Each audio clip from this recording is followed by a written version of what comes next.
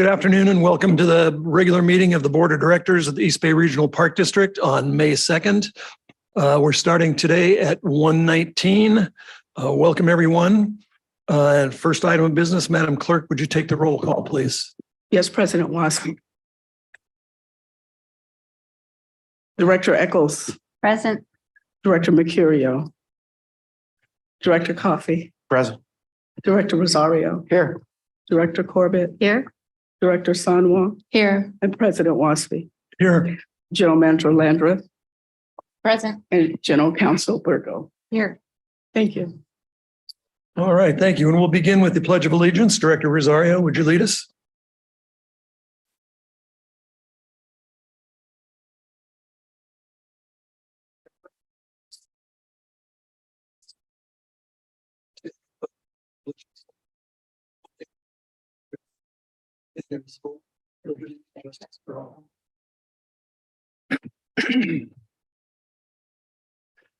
And Director Sanwong, would you lead the land acknowledgements for us, please? Yes. The East Bay Regional Park District's headquarters is located within Hushan territory on the unceded lands of the Ohlone Chochenyo speaking peoples, who have continuously lived upon this land since immemorial. The lands now encompassed within the boundaries of the East Bay Regional Park District are the ancestral territory of the Ohlone, Bay Miwok, and Delta Yokut. Today's Ohlone, Bay Miwok, and Delta Yokut people are thriving, vital members of the Greater Bay Area community. They remain intrinsically connected to the land they have stewarded since time immemorial. So please join us in recognizing and honoring this land and their ancestors, elders, descendants, and all other members of their communities.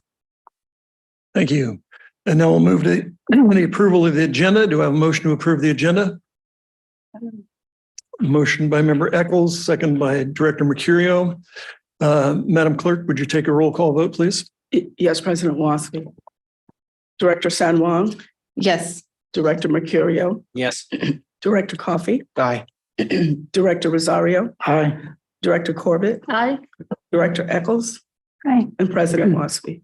Aye. The agenda is approved. We'll now move to public comments. And we'll now, as we do, we'll have the clerk explain how to submit public comments. Yes, President Wassky. You may submit public comments via email to publiccomment@ebparks.org, via voicemail at 510-544-2016, and leave a message, which will be transcribed and given to the board and made a part of the public record, or simply by joining the meeting via the Zoom link, which is listed on the agenda posted on the district website. The submission of public comments was noticed on the agenda and in the board packet posted on the district's website, April the 28th. All emails received prior to deadline on Monday, May the 1st, have been distributed to the board and the executive team. Any emails that have come in after this date will be organized and given to the board after this meeting. Thank you. Thank you. And has the clerk received any emails or speaker cards from the public? We do have speaker cards. We have not received any emails. Okay, well, if the speaker cards are on the open public comment section, let's start with them. Yeah, we have 3. The first one is going to be from Renee Patterson. And you have 3 minutes, ma'am. Good afternoon, Director Wassky and members of the board. My name is Renee Patterson. I'm an admin analyst 2 in business services, operations, and I work on the 3rd floor of Peralta Oaks. I'm here to remind you that we are still waiting for any kind of news from PERBS and the management team regarding our filing, which AFSCME filed an unfair practice charge on August 26th. 2022, that's over 7 months ago. The filing was with the State of California Public Employee Relations Board for bad faith bargaining, interference, direct dealing, and unilateral implementation. So I'm just here to remind you, as I do at every board meeting, I will continue to come to every board meeting until it's been resolved. And I thank you for your time. Thank you, Renee. Thank you. Our next speaker is Kristen Luh. You have 3 minutes, ma'am.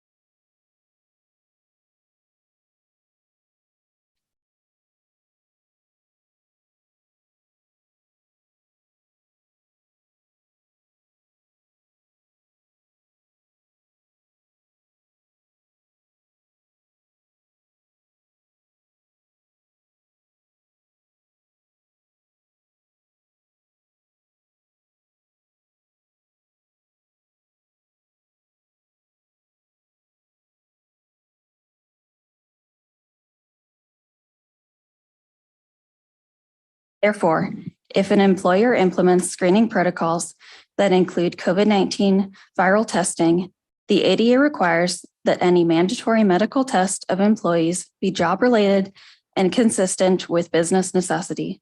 The ADA Business Necessity Standard requires that employers utilize the most current medical and public health information to determine what inquiries and medical examinations are appropriate. On August 11th, 2022, the CDC stated that screening testing is no longer recommended in general community settings. Then on September 13th, 2022, the California Department of Public Health stated that to align with the most current federal recommendations, they would be ending their COVID-19 weekly testing requirement for unvaccinated workers. I have worked for the Park District for 6 years, and I really enjoy this career that I have worked very hard for. This testing requirement has caused a great deal of stress and anxiety, knowing that just one missed test would mean the end of my career. Please reconsider the district's testing policy to meet with the current health guidelines. Thank you. Thank you, Kristen. And gee, we just had a talk on I hope you all understand that if an item's not on our agenda, we're not able to discuss it. But we do have the option to ask some questions. And in the future, I know we won't discuss it now, but can we get a report on what or an update on the status of our COVID protocols are on the Park District? Yeah, I can provide that to you. Great. Thank you very much. Our last speaker is Kelly Abreu. You have 3 minutes, sir.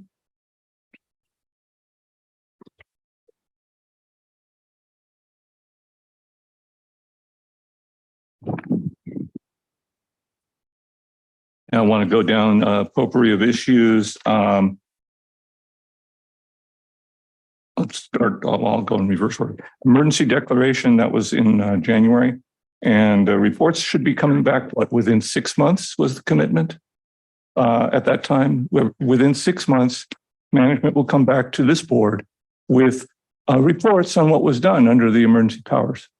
So, and here we are at the beginning of May, which is, so we got 2 more months, right? In about 2 months, we should start seeing a slew of reports coming in, a wave of reports. 6 months is a long time, but that's, and also I'd be asking with that, when is the emergency going to end? Similar to this, there's a lot of things that kind of fall through the cracks, but they're not really falling through the cracks. They're more like getting swept under the rug. The budget for a parking lot expansion at Mission Peak, the project number is 148100. The allocation was, I'm looking at the accounting report from 3 years ago, 3.5 years ago. I'm hoping that nobody went in there and took any of the money, the stole from the piggy bank. $1,595,748 were allocated. About $939,665.45 were spent. Okay, so anybody who says that there wasn't any money for that, please tell me why this budget account exists. And what was that vote of your board dated September, was it 19th, 2016? What was that vote? Go look it up. The Coyote Hills Trail was, if you look at the website, it says should be finished in spring. But if you talk to people, there's a difference. There's always this gaps between the rumor mill and what's on the official website. The rumor mill says summer, which is 3 months later than spring. Okay. So let's get these things updated. I'm calling for a little openness, transparency. Commerce Drive at Coyote Hills. If you go there, you see no parking signs everywhere. You also see cars parked illegally all the way up and down one side of the street, and no stopping sign. Of course, the police don't hand out parking tickets, and now it's not a problem. But it is a problem because it's open lawlessness. And nobody's complaining except for me. But I think we should stop with that. We should, the city of Fremont is responsible for those signs, and they should take them down. We have 20 seconds. Guerin to Vallejo Mill Trail. That's a trail. Does anybody know where is that posted? How do we create projects? Where are the projects posted? What are the schedules? And when is that construction going to start? It's we can ask for it. I've asked for it, but just need to, get these things organized and post and get them there for people to see. Thanks. Thank you. Thank you, President Waspy. No more public speakers in the Okay. room or in the Zoom room. All right. Do we have any announcements from anyone? Seeing none, let's move on to the consent calendar. The consent calendar contains 11 items. Madam Clerk, has anyone asked to pull any items from the consent calendar or any questions from board members? No items were pulled. Did you get all your questions answered? Okay, Director Corbett looks like she has her hands up. Member Corbett? Hang on a second. Sure.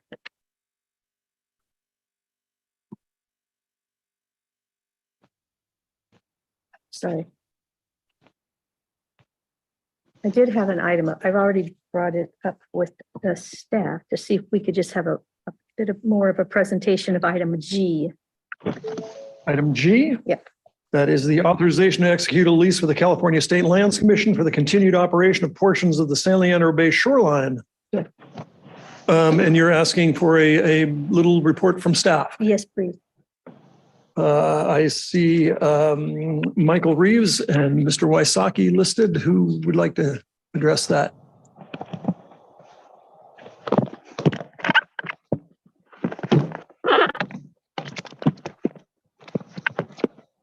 Yes, good afternoon, President Waspy, members of the board. Mike Reeves, Chief of Land Acquisition, and it's our department that is bringing this lease renewal to the board today. I'm asking for you to give us a little report on why it's being done. I don't have any information on the project itself, on the park improvement project, but I can answer any questions regarding the lease renewal with the State Lands Commission. So I guess my question would be, why are we doing this and handing this over to have the federal government? Yes, I'm like sorry, I to have didn't hear some if you more- could repeat that. Just like to have some more information as to why federal government is looking at doing the work there. Looking at doing what again? I'm sorry. It's right here in the, I want you to just tell us a little bit more why this is being done. Why the lease is being renewed? Yes. Yes. So as you know, this project has been a long time in coming, and what I am aware of is that we received outside grant funding, and typically a condition of those granting agencies is that the grantee or those funds indicate that it has ownership of where the project site is, or lacking ownership, that it has what we call land tenure, so it has sufficient site control through a lease or other instrument for at least a 25-year period. That's, again, a kind of a common requirement for receipt of grant funds. So our lease with State Lands Commission for that project site is up in 2027. And so we approached the commission to request an early renewal so we can re-up and have a term that goes out at least 25 years forward so we can meet that requirement of the grant agencies. And it was previously with the federal government, this lease? No, there's a layer of ownership or jurisdiction Right? with the project site, with actually all of that park, Martin Luther King Jr. Shoreline. And one layer is the fee ownership, and that's with the Port of Oakland. Right. And then the other layer is the jurisdictional layer, which is State Lands Commission under the public trust doctrine. So this lease renewal is as to that jurisdictional layer with State Lands Commission. Okay, I can talk to you some more about this after today's meeting, but I'm just kind of curious as to why it's being done the way it is. It's a very complex jurisdictional and ownership situation out there. And a lot of that park that we operate today is under the auspices of lands we own, Right. lands we lease, and again, that jurisdictional overlay as well. So we're very happy to answer your questions offline as well. All right, thank you. All right. Any other questions, comments on anything on the consent calendar? I just would like to make a comment on item I, which is the authorization to appropriate funds to purchase 10 Chevrolet vehicles. And of those 10, 4 of them are electric vehicles. And I'm very happy to hear that. And I know it's a challenge to figure out how to right size our fleet. And I appreciate the maintenance division for doing that. And I also appreciate that, now we'll get a test. We finally got a pickup truck that can be used in the field that is electric, and we'll see what happens. I mean, if somebody gets stuck out on the trail, we used to do that all the time with gas plower deals. And then Director Rosario can remember, we would always say, get on the radio. And if you got stuck, ran out of gas or anything, you'd say, hey, please send a bucket of sand and a catcher's mitt. And that was the key word. You knew what was going on. Something was wrong. But no one else did, theoretically. Anyway, my congratulations to the maintenance division for doing that. Do I have a motion to accept the consent calendar? Moved by Member Rosario, seconded by Member Corbett. Madam Clerk, or any comments from the public? Hearing none, Madam Clerk, would you take a roll call vote, please? Yes, President Washington. Director Eccles. Aye. Director Corbett. Aye. Director Rosario. Aye. Director Coffey. Aye. Director Mercurio. Aye. Director San Juan. Yes. And President Washington. Yes. Motion passes unanimously. Thank you very much. We'll now move to Acquisition, Stewardship, and Development Division.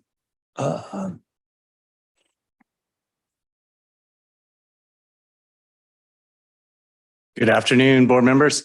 Ren Bates, Acting Chief of Design and Construction. It's my pleasure to introduce Shun Yu, our civil engineer and project manager for this next project. She'll give a brief update on the removal of the Ferry Point Pier at Miller Knox and describe the action before you today on the agenda.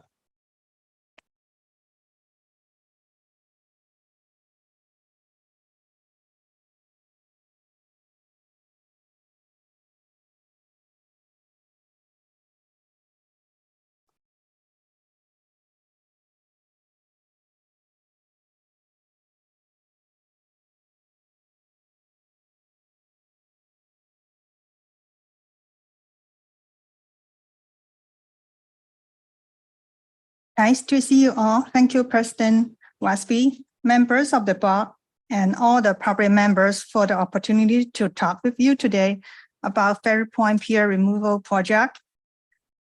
Again, I'm Shen Yu, civil engineer in design and construction.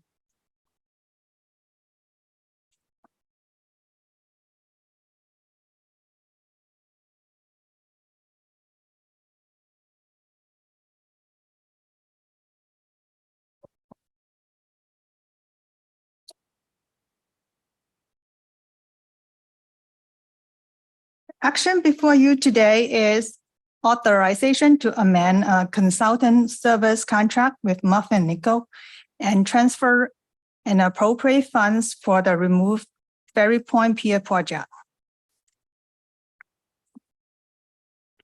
Ferry Point Pier is part of Mininor Regional Shoreline and it's located in Point Richmond. The Ferry Point Pier was built in the 1900s by Santa Fe Railroad Company and serviced as a terminal for passengers ferries and intermodal freight. The passenger ferry service ended in 1933, but the pier continued to use for freight and barge operations until 1975. In 1992, Park District acquired the pier along with an adjacent 70 acres parcel of land, both of which were incorporated into Minnetonka Regional Shoreline. These two historical pictures were took in year 1912 and year 1915. The historic pier has significantly deteriorated over 7 decades. In January and August 2021, large section of pier broke off, requiring emergency actions to remove and dispose of the debris. The emergency contract for the debris removal work that amount to $470,000 were ratified by board resolution in February 2021 and September 2021. The red line in the photo is the portion that fell off into the bay in January 2021. The yellow line is the portion that broke off in August 2021. The missing piece inside the green circle is the collapsed piece during February to April 2022. An assessment was performed by Murphy & Nichol in April 2021 in contract amount of $27,700. The assessment indicated severe deterioration of the pier. Given the extent of the deterioration, it's not feasible to restore to the pier to his original configuration. On April 4th, 2022, the Board of Directors authorized an amendment with Murphy & Nichol by $75,000 for a new total contract amount of $102,700 for them to provide engineering design service for removal of the wooden pier.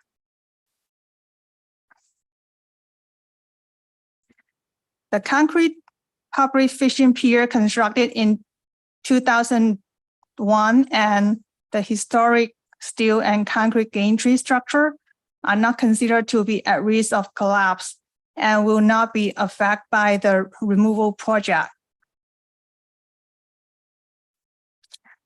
The pictures on the right-hand side illustrate what we are going to do during this project, and items with white callouts will be remain.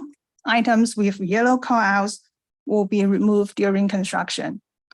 On October 4th, 2022, the Board of Directors authorized removal of the pier by Lynn Marine with a bid in the amount of $1,083,000. The Park District was unable to obtain permits in time for 2022 removal, so the project was delayed until summer and fall of 2023. A $200,000 amendments for Murphy & Nichol is necessary to provide construction management service for a total contract value of $302,700. Their contract includes a subcontract with the biomonitors required during construction. We are seeking to transfer $650,000 from Major Infrastructure Repair and Replacement Fund. This appropriation will fund construction contingency, construction management services, biomonitoring, and other project costs for cultural resource. The fund, in combination with existing project funds, should give us adequate fundings to finish the project. The Park District has been awarded a 1.2 million grant from Environmental Protection Agency. Funds will be appropriated into the project budget once an executed agreement has been received. Any unspent MERV funds will be returned.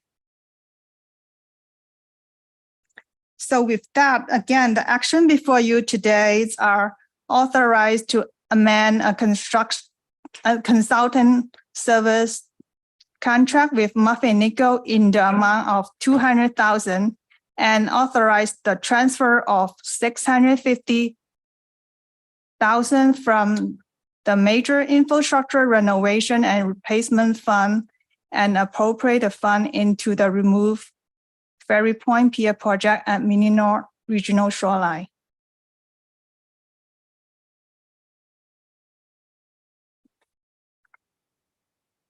Thank you. Thank you very much for your presentation. Any questions, comments by board members? Member Rosario. Yeah, thank you. Good presentation. The biomonitoring, is that because the eel grass beds that are out there? Yes. Great, thank you. I'm always concerned about those. So thank you very much. Anyone else? I don't have any, I don't have any questions. Are we doing just questions? Or are we doing both? Either or. Okay.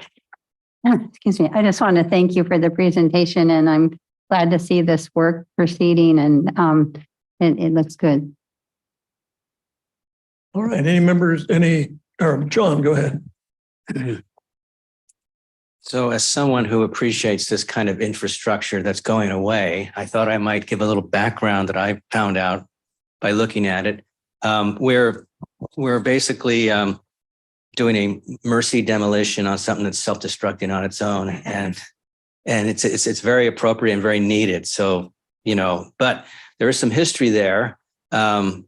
So it says it correctly that the Santa Fe Railroad used to run passenger trains and freight trains across to San Francisco from that point. But they didn't stop running those trains. They rerouted them. So from that point on until their service ended, they would run the trains, the passenger trains for sure, just the passenger trains. They would run them down to Oakland and run them through what's called the Oakland Mole, which was the same kind of a facility, only it was a big train shed where the Port of Oakland is now. And then lots of trains would go. There was called the Grand Central of the West Coast because so many trains went there. They'd go into this shed, and then people would get out and go on ferries and go across to the ferry building. Very bustling. I've seen pictures of it. Very bustling, very busy place. So I don't know. I just wanted to, give some little more dignity to the thing that's just sitting out there rotting away. It was really important, but they were able to consolidate their service into another railroad's facility and continue actually probably with better service. So just a little history aside. Thank you, John. If there's nothing further, would anyone like to make a motion to approve this resolution? A motion by Member Mercurio and a second by Member Eccles. Thank you. Madam Clerk, would you call the roll call vote, Yes, please? President Wasby. Director Eccles. Aye. Director Corbett. Aye. Director Rosario. Aye. Director Coffey. Aye. Director Mercurio. Aye. Director Sanwa. Yes. And President Wasby. Yes. Unanimous. Motion passes unanimously. Thank you very much for your presentation. All right, our next item is the adoption of the sponsorship policy. Welcome, Claire. So while Claire's getting set up here, I'll just start us off. I think everyone knows Claire, the management analyst in the general manager's office. And this policy in front of you is the result of really, I would say, 2 years plus work of really looking at the way that the Park District is sponsoring outside organizations and events, working with the board members so that we can try to get as the policymakers that we're achieving what you do want to achieve here. And had a robust discussion at the executive committee, and really excited to have this in front of you, and with a tremendous amount of work specifically from Claire. So I really want to thank her even before she starts here. This is a really good proposal in front of the board. Great, thank you. Good afternoon, President Waspy, members of the board. We're really excited to bring this policy proposal for you today. The East Bay Regional Park District provides both in-kind and financial sponsorships to organizations for events, programming, and services to support their work. And our proposal today is to formalize this process in a board-adopted policy that establishes a policy framework and selection criteria to support accountability and transparency. And the policy before you today codifies best practices for the allocation of public funds. And it's the result of an interdivisional effort. It's not only me, members of the General Manager's Office in partnership with General Counsel, with Finance and Management Services, and with Public Affairs. So thanks to everyone who's put a lot of work into this, as well as to the Executive Committee who's reviewed this twice. Our goals in developing the policy were to establish a policy for sponsorship allocations that supports fairness, accountability, transparency, and aligns with the best practices of public agencies, as well as adheres to legal requirements and incorporates prescriptions against the gift of public resources and the political use of public resources.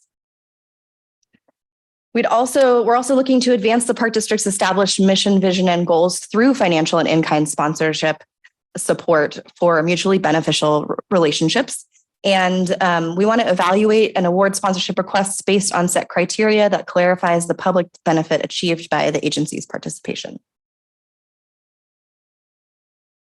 The policy was drafted based on a benchmarking effort of 27 different local agencies in California looking at their policies and procedures related to sponsorship allocations. And the proposed policy provides guidelines for the provision of financial sponsorships, including eligibility criteria and reporting requirements. It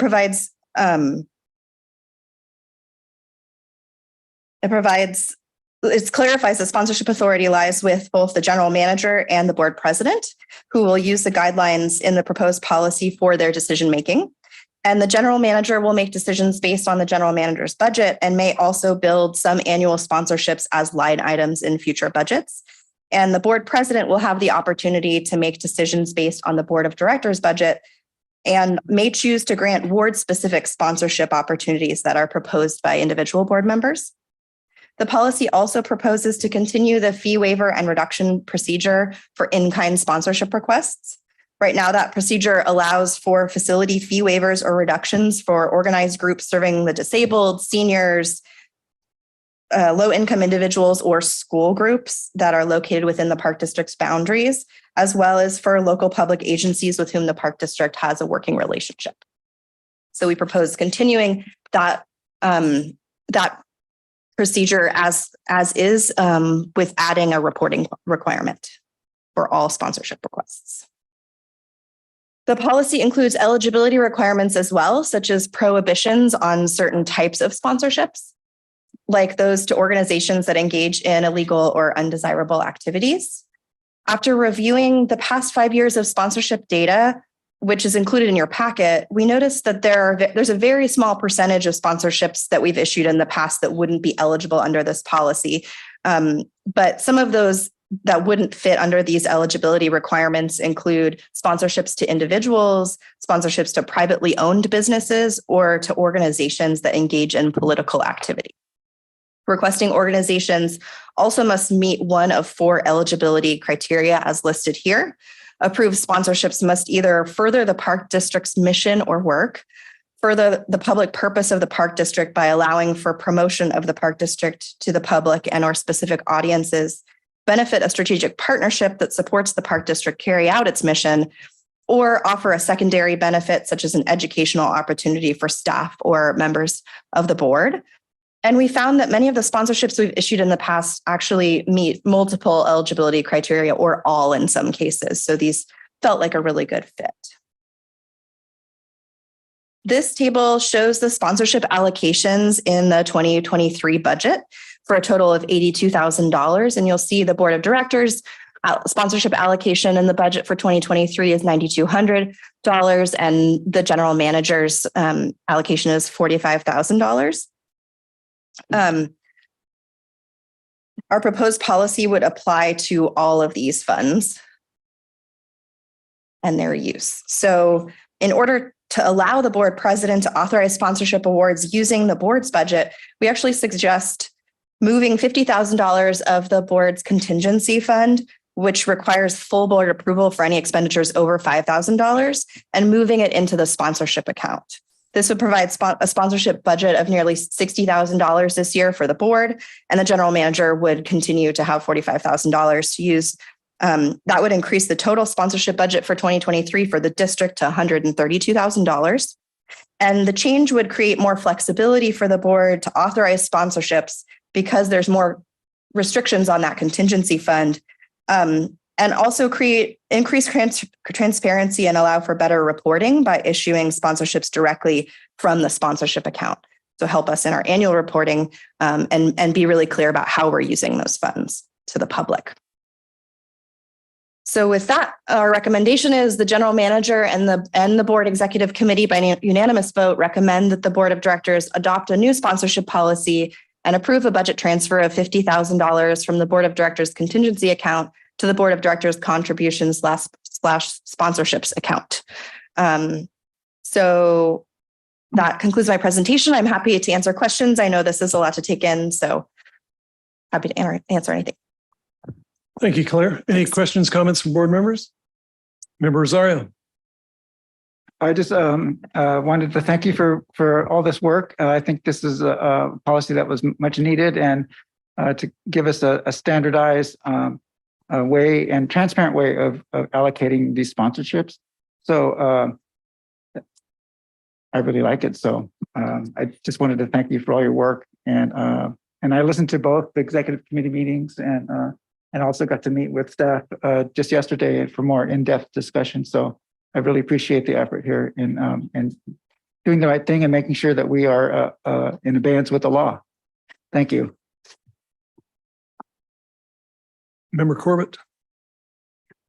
I would just add to those comments. I really appreciate the fact that you gave us the opportunity to understand why you were moving forward with this and all the details that shows that it makes more sense to do it this way.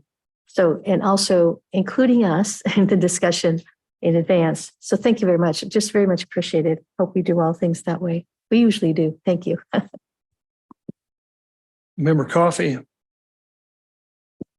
Just to add thanks to you and Dr. Alvarez for listening closely between versions of the policy. And I think we've refined it appropriately and it made it better. So I feel really good about it. Thank you. Member Mercurio. Yes. Again, thanks for that. It just looks like a mind-boggling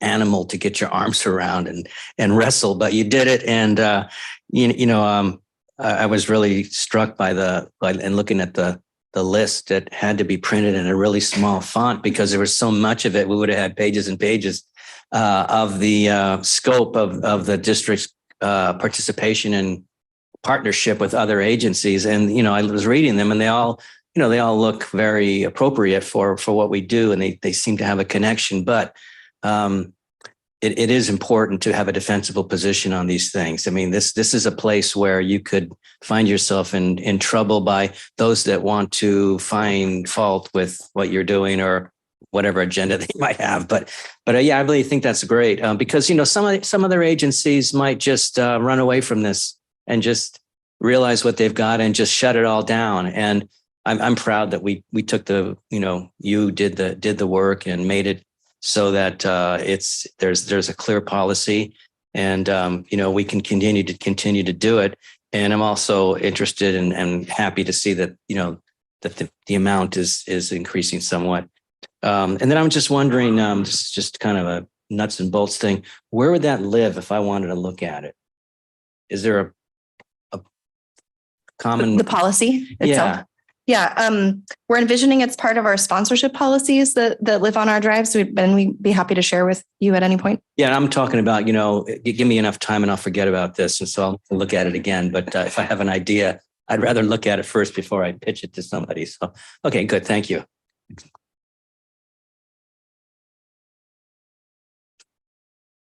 Member Eccles? Well, I'll just mostly say ditto. I think you both have done and anyone else who was involved. I know we had also the board members who were involved in this, did a really great job of both encompassing a policy that makes sense, that's practical, that we can, it's, going to be reasonably expedient and allows enough flexibility to do what makes sense. Sometimes it's hard to really draft a policy that is both comprehensive and correct. Then I think you all did a really good job. So thank you very much for that. Yeah, thank you. I would also like to comment on the process, which was, this came before our board a month or so ago, and there were many questions, some little bit of consternation. We got back into the committee level and at the board level and asked a lot of questions, communicated with one another, which I applaud. And we came up with, I think, a very good policy. It went before the executive committee again, and now it's before us. I'm glad that process took place, and I think we learned a lot from one another on that one. I do look forward to a few of the things that I pulled out of it that maybe people didn't notice was with the transfers of monies. We won't have these decisions. I know I'm always well, I don't know what I feel, but it's just another ask that I have to do for California Association of Recreation Park Districts, which I support fully. I'm a member of the board of directors, but I don't like to have to come begging for money. This is one of the standard things that's I would assure that it would fit all of those categories. And I look forward to the general manager's list of things we don't have to discuss or go over and have that happen. And I think it'll be interesting as the board president has some discretionary abilities on this, but I think it'll be great. So thank you very much for all your work. Thank you. Do we have any comments from the public on this one? No, President Wasby. All right. Would anyone like to make a motion to approve this? So Moved by member Rosario. Seconded by member Corbett. Madam Clerk, would you take a roll call vote, please? Yes, President Wasby. Director Eccles. Aye. Director Corbett. Aye. Director Rosario. Aye. Director Coffey. Aye. Director Mercurio. Aye. Director Sanwa. Yes. And President Wasby. Yes. Motion passes unanimously. Thank you.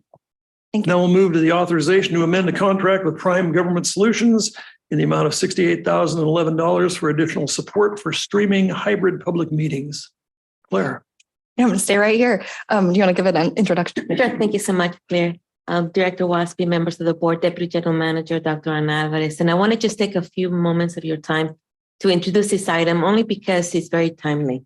We're living in very extraordinary times as we continue to deliver the mission of the Park District, when there's a lot of eyes looking at us in how we do our work, the decisions that we make, and how we steward the trust that has been placed upon us to resolve for very difficult, complex issues. And this item before you actually speaks to all of that. The Park District, I've been here for almost 8 years, and the Park District has gone through a journey that you have led, and thank you so much for your support. Prior to 2020, the board meetings were taking place in person here in these board chambers at 1 o'clock. And they were beautiful, beautiful, intimate public meetings. And then we had the pandemic, and we were required to provide a remote capability for the public to participate remotely, as well as elected officials. And the Park District responded swiftly and correctly to provide a temporary measure to allow for the teleconferencing of public meetings. And now what we have here in front of you, when it matters the most, we are providing a solution to build the infrastructure so that we can continue to support, not only support a remote participation, but also to create meaningful ways in which the public can participate. Again, in a time that regulatory agencies and the public and many other entities are watching very carefully how we engage and how we make our decisions and the decisions that we're making. So with that, I'd like to have Claire share with you a very exciting tool that I think will allow us to achieve all that and more. Claire? Yes, thank you. Yeah, we're really excited to bring you this contract amendment today, which aims to streamline our approach to public meetings and provide an enhanced experience for both the board and for members of the public to make our meetings more accessible. We recently discussed this proposal with President Waspy and also with Director San Juan because of her recent experience on a board that used Zoom webinars, and they were both excited about the proposal and encouraged us to bring this to the full board as soon as possible. So here we are. Thank you. A little bit of background. There we go. The Park District's public meetings, including board and committee meetings, are currently streamed live through Zoom as part of a contract with PrimeGov that was established early in the pandemic. And as the Deputy General Manager mentioned, over time, we've moved primarily to in-person meetings with a hybrid participation option, but meetings are still using that format that was developed in 2020 when we were fully remote.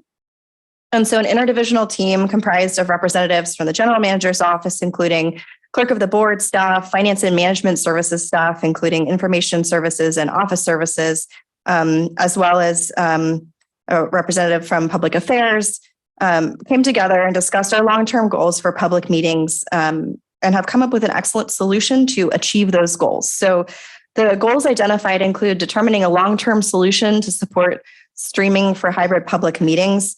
As PrimeGov's current solution was more of a workaround they developed early in the pandemic to serve customers like us that needed that remote support in an emergency situation, but it's not actually a service they provide widely, and they have hinted at perhaps not providing that service long-term. And so we want to think long-term about what's the best service for us to stream public meetings. We also want to provide the best possible experience for members of the public to provide virtual public comment, watch the meeting live, and watch the meeting recording as they've become accustomed to.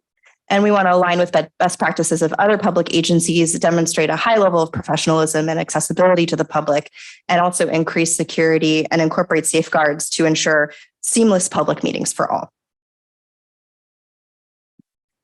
To reach these goals, our first recommendation is that public meetings utilize the Zoom webinar platform instead of the Zoom meetings platform that we're currently using.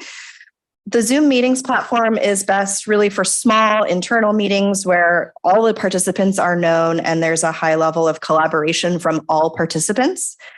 In our review of other public agency meetings, I watched many, and everyone that I've seen is using the Zoom webinar platform instead, as it's designed for meetings where there are unknown members of the meetings that may not be active participants in the main portion of the meeting.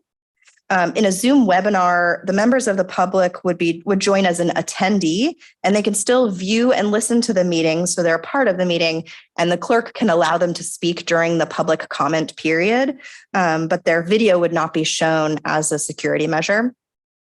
And board members, staff presenters, or consultants participating remotely in the meeting would join the meeting as a panelist, and they would actually have the same functionality that they currently do on Zoom meetings. So they'd be able to interact in the same way as a regular Zoom meeting. They'd be able to speak as they wish and have their video shown. So that's our first recommendation, is to move to Zoom webinars, which unfortunately PrimeGov's service does not support streaming Zoom webinars. Their software does not allow for that. So we've identified a videography service called Swagit. It just happens to be owned by PrimeGov. They purchased Swagit because they understood that they had a gap in this service. And Swagit's a turnkey solution for streaming hybrid meetings that utilizes the best technology to allow for smoother meetings and free up staff to focus on the content of the meeting.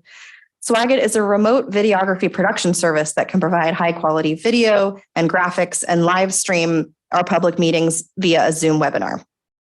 Swagit also offers live meeting software. This image here, sorry, it's small on your screen, is what an image on our website would look like. So someone would go to our website, they could see the agenda on the right, they could see this video, and then you can pop out the video like you can on YouTube, so that it's full screen if you want to be able to see it.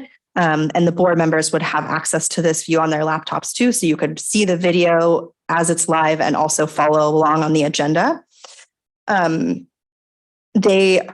Their service also provides a time stamping feature, which you can see on the left here. Time stamping feature is where Swagat directors would record or timestamp exactly on the agenda when an item on the agenda took place, allowing for board members, staff, or members of the public to click on an agenda item and quickly jump to that section of the video when watching the meeting recording. And they're also offering a service called Sound Search, where you could type in a keyword for a previous recording and go directly to where that word was said in the meeting. So there's a lot of functionality for members of the public, but also selfishly for members of staff who are going back and reviewing meetings, and adds a lot of efficiency to see exactly what you're interested in that meeting, take you directly there. They also provide reliable customer service 24 hours a day. They have AV expertise. They have multiple directors managing a live meeting. So there's a lot of reliability there. And then they also have access to a separate emergency broadcast facility if needed, which is great to know. I'm going to show you a few examples of how this might look for our meeting, just so you're aware. It'll of course look different because it'll look like our boardroom. But here is an example of Foster City, just across the bay, uses Swagat among many other cities, counties, special districts across the country. This is a wide view of their dais. You'll see the banner on the bottom of the screen is customizable. So we can have our logo, we can ask for branded colors, and we can also request what the banner will say throughout the meeting. It can change. So we can say the name of the meeting, we can say the agenda item. When it zooms in on a person, we can ask them to use their name and their title. And the directors do that all live during the meeting. So there's a lot of functionality and customizability. They also allow us to customize slides before and after the meeting and during breaks. And what's interesting about Foster City's meetings is after their meeting, they have a slideshow that they play after the meeting with public messages that they want to share with members of the public about upcoming events or other kinds of services they want people to know about. So there's a lot of customizability and functionality if we want to use it, that other local agencies are taking advantage of. And then our recommendation is to place 4 cameras around the room. They're remote controlled by Swagat, so they wouldn't be in the room themselves. They would be remote controlling those cameras, zooming in on the person who's speaking and zooming out on, a picture like this of the dais. So a couple examples of that. When they zoom in, anyone who's speaking, we would request that they zoom in on that speaker. There's a lot of benefits to that. It helps members of the public who aren't in the room track who's speaking. It's hard to see when it's zoomed out, and help them pay attention. And also it removes distractions, so you're not seeing everything else that may be happening in the room, and also adds a level of professionalism. And then there's customizability in terms of how we want it to look for a presentation. So this is Foster City's example. I've seen a lot of examples from other organizations that do this differently, but we can talk about how we want our presentation to look and whether we'd like how we want the presenter to be presented on the screen. We could also do a full screen with a picture-in-picture of a presenter. But this is an example of what Foster City does. And then they would also zoom in on any members of the public, regardless of age or size. So they would zoom in on the podium for public speakers and also for presenters. So this is an example of that camera view from them. So in terms of speaking on what? Well, they were speaking on they were speaking about the mares, but the little boy was really excited about all the birds in Foster City. So I thought that was relevant to us. So a little bit about cost here. So the current cost the Park District pays PrimeGov for their live meeting streaming services is nearly $20,000 a year. And the annual service charge for Swagat would be about $14,000 more a year for a vast array of new services. So our recommendation is to amend the contract based on that change. So the contract amendment would include Swagat's annual fee of around $34,000 a year, as well as one-time costs associated with the necessary hardware, including installation of those 4 remote controlled cameras in the boardroom and some other hardware needs that would need to be placed here. And future contracts would only include that annual service subscription fee. And Swagat has confirmed that there's no additional boardroom AV upgrades necessary for implementation of their service. And it may be that we want to make some upgrades to our AV system in the room, but that's not included in this cost, and they can plug and play with what we have now. So it won't affect their ability to do the service. If the board approves this service contract, equipment installation will be scheduled 8 to 12 weeks after a signed contract, in which we estimate as July or August. And once equipment is installed, then we'll develop a transition plan, or once we've scheduled it, we'll develop a transition plan to train staff on the new equipment, train our staff who implement and administer public meetings on the Zoom webinar platform, and also train the board on the new software that I showed you. And we hope that Swagat will begin streaming our meetings, ideally in August, but perhaps September, depending on when we can get in line for their equipment installation. People are beating down their door at the moment. They're very popular. So our recommendation, the general manager recommends that the board of directors authorize an amendment to the contract with Prime Government Solutions by $68,011 for a total contract value of $87,856 to provide additional services for videography, live streaming, and software services in support of East Bay Regional Park District hybrid public meetings. So that concludes my presentation. I'm happy to answer any questions. Thank you. Thank you. Any questions, comments? Member Rosario. First. Thank you for great presentation. I'm really excited about the date stamp and the voice search. That's amazing. But isn't part of this going to be portable? Like if we wanted, like we have a meeting in Brentwood, are we going to be able to take some of this with us there? That's a great question. No, that unfortunately, the way that this works is the cameras will be hardwired to this room. And so these cameras we're purchasing will only work in this room. And of course, we've talked about once we move to Peralta Oaks, we recommend having a similar system. If we're utilizing utilizing another room a lot, then we can talk about including a system there as well. But it's not a portable system. Okay, thank you. Member Stanwong. Yes, thanks so much for leading this effort and bringing this to us today and including me in some of the pre-meetings.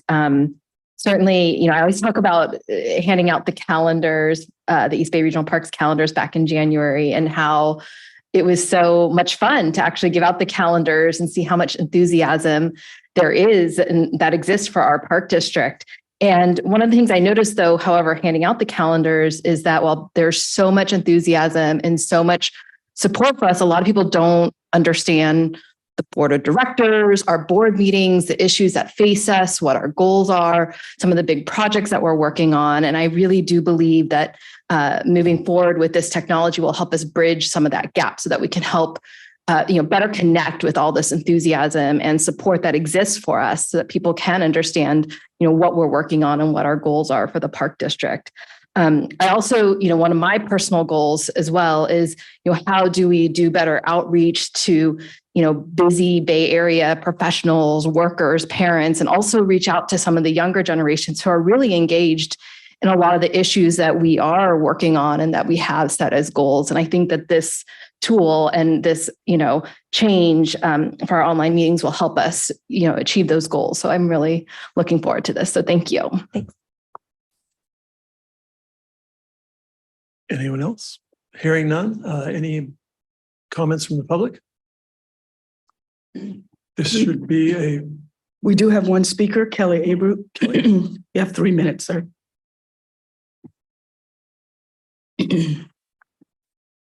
Okay. Since this involves like computers and softwares, and videos and stuff, there's a famous saying in the tech industry, that's not a bug, that's a feature. So when a lot of these remote teleconferencing became popular. There's another government agency where their board members would show up. You would hear their voice at the roll call, and then for the rest of the meeting, they would you'd see they would not appear on the screen at all. Maybe not even their name, and occasionally they would be show up for a vote, or maybe not. Although that board agency just a month ago, when I started asking them about their tech problems with their video meetings, one of their senior board members did get up and walk out of the room right away. Little boycott there. And I caught that on video, but that was unusual. So with this thing, it's not just about the tech, it's about the policies. This is like an HR problem. It's about the policies, procedures, the practices, and the behaviors.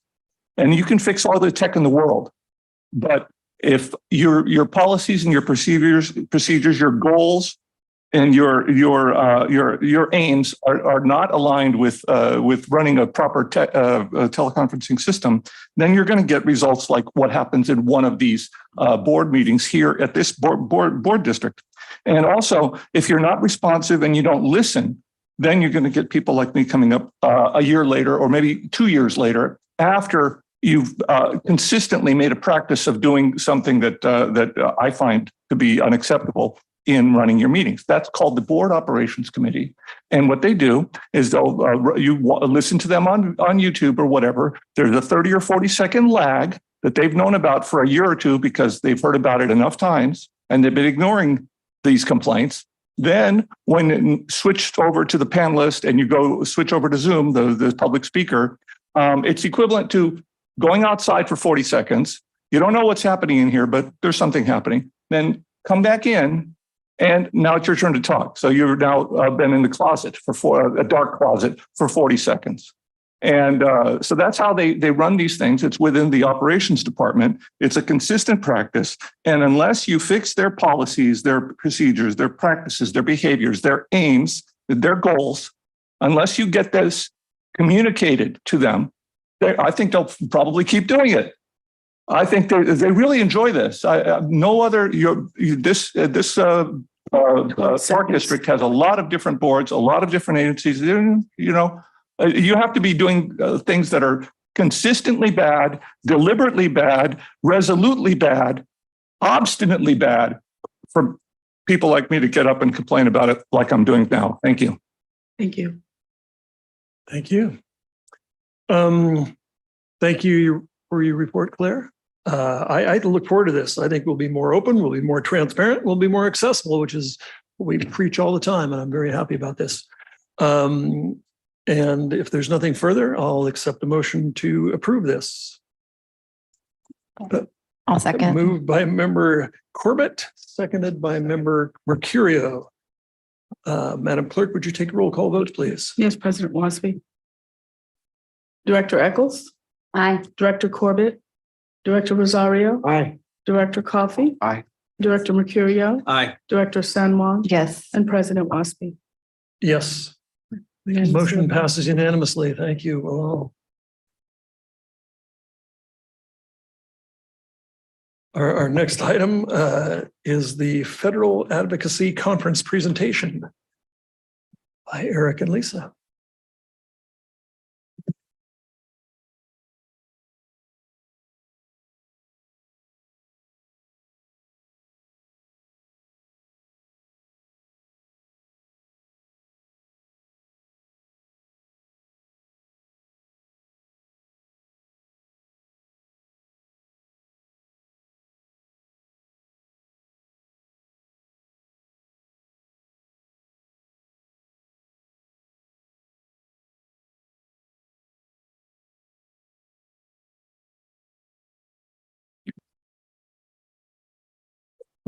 Thank you, Eric Feeler, Chief of Government and Legislative Affairs, bringing forward to you a brief summary of our Advocacy Week that will be coming up in Washington, D.C. As you can see on the map, we have a couple of new representatives representing the East Bay. John Garamendi, who's actually coming back to represent the East Bay. He had part of Contra Costa County in the past and now has most of the northern Contra Costa shoreline. And then Josh Harder is a new member to us, located over in the Delta area and has a little bit of Byron and Discovery Bay. But the rest of the folks are still the same. There may be some changes after the next election, but this is our group for this year. When are we going? May 22nd through 26th. And what that really means that hopefully it's in the memo that you all should have received, that we're hoping folks can fly in on Sunday, May 21st, because we will have some meetings on Monday, the 22nd. Friday is literally a fly home or fly wherever you want to go day. And we'll talk a little bit more about that in a different slide. And we did put together a purpose so that it's clear as to what our goals are. And we really wanted to make sure we streamlined all of our meetings. And so we have a format for each of them. Each office will get a briefing about our storm damage. And by the time we are there, we should know what our submission to FEMA was or is. And we will also be talking our RAISE transportation grant. That's about a $19 million application that we submitted with 5 different active transportation projects included throughout our entire system. So each office, we will be talking about those 2 issues. And then each office will also have a section for community project funding requests. And my colleague Lisa Baldinger will speak a little bit more about that when she comes up. But for the first meeting with Senator Feinstein, we believe it'll be with her staff. And we actually had a site visit with her district staff to see some of the great work we're doing out in vegetation management. The carbonator was being talked about at that time. And after their site visit, they encouraged us to submit a community project funding request on wildfire mitigation. So we have in fact done that. And then Senator Padilla, the one ask that's unique for him is in the National Defense Authorization Act, we're seeking language that will essentially bifurcate the property at Oakland, the Oakland Army Base, where Judge John Sutter Regional Shoreline is located. The 14 acres of upland property are considered to be mostly clean and could be transferred to the Park District to complete that park. Right now, there's kind of a gap and it's fenced off. And the 6 acres of marine sediment are where the contention is in terms of whether the state agencies believe it's truly clean versus what the Army is saying. So if we were able to bifurcate the 6 acres out of the transfer, then we would be essentially able to move forward. So we're seeking language in the authorization bill to do that. And just the idea of having the language could lead for more movement with the Department of Army and the state agencies. And now, Lisa, if you want to talk through the member requests.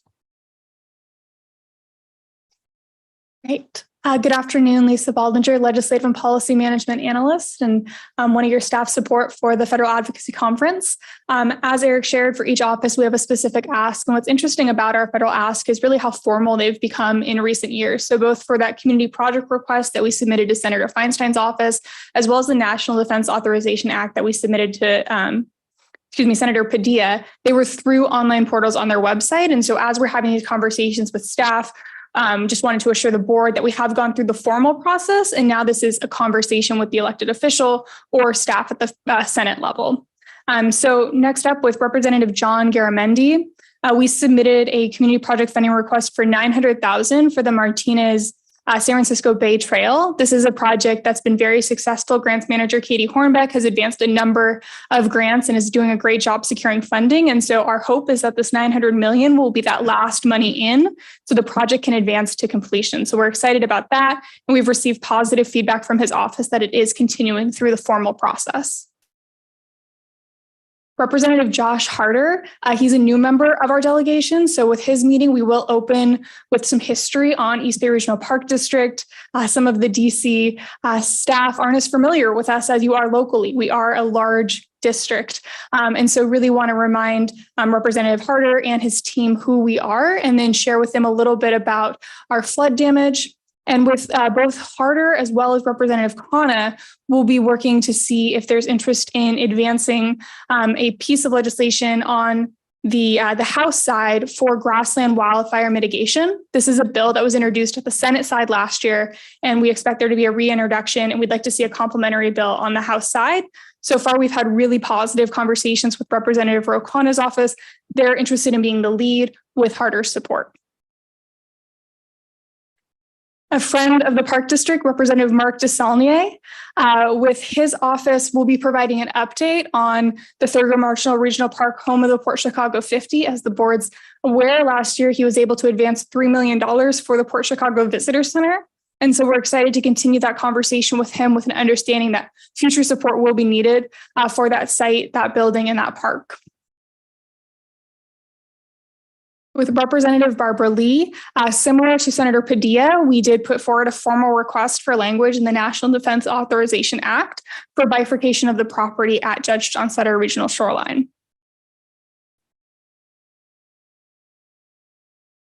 Another very positive response was with Representative Eric Swallow on our community project funding application. We put in a formal request for $2 million for wildfire management. And his office has responded back positively and shared that that ask is continuing through the formal process. So it was one that he selected to move forward through the committee process. So we'll be thanking him and offering any updated information they may need. And then I touched on this a little bit earlier with Representative Harder, but with Representative Ro Khanna, we will have that conversation about grassland wildfire. His staff has responded very positively, and we're looking forward to partnering with their office. And with that, I'll pass it back to Eric. So we are planning to meet with a couple of different agencies. National Parks District, we try to meet with them every year. We'll provide as much of an update as we can about the visitor center and other activities out at Thurgood Marshall Regional Park, home of the Port Chicago 50. We will also be trying to meet with the National Fish and Wildlife Foundation. That's not technically a federal agency. It's a nonprofit. But they manage federal money. They are responsible for the America the Beautiful grant program.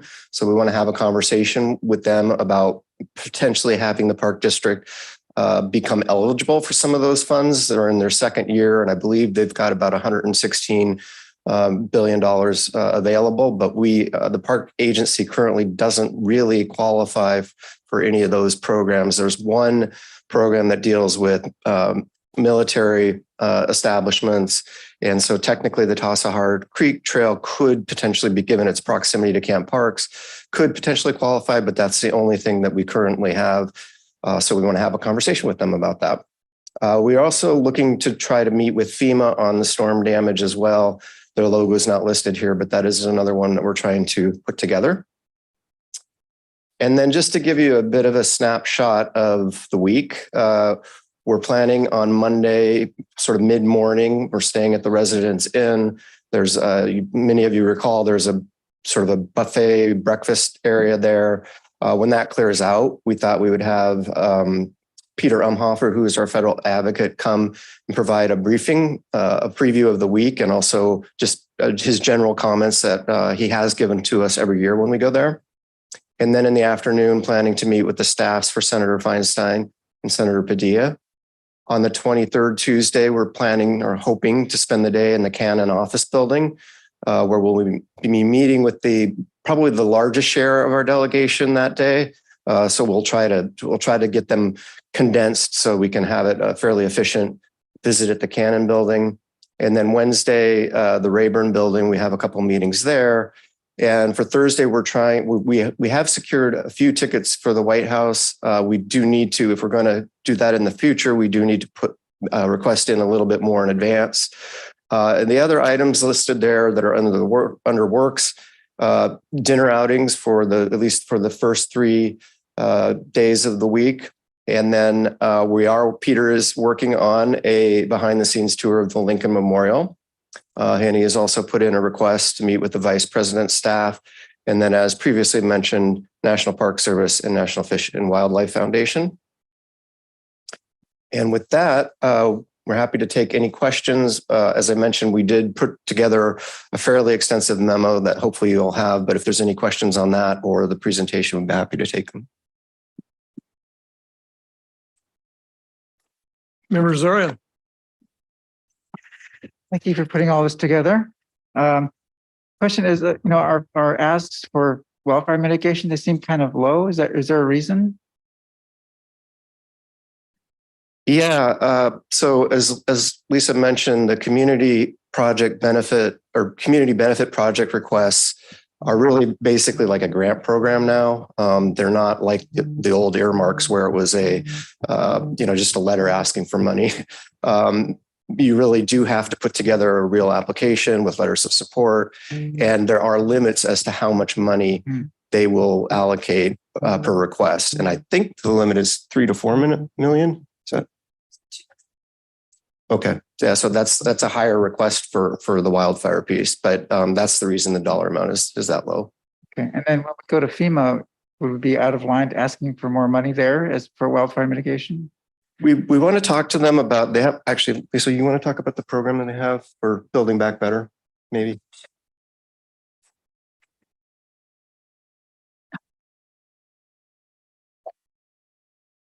All right, there we go. All right, Lisa Bollinger, Legislative and Policy Management Analyst. So with our conversations with FEMA, we've checked in with Assistant Finance Manager Jeff Rasmussen, and he shared an update on the programs. And so there is the response program and then also the mitigation program. And though these are two separate programs, FEMA is able to manage them in complement.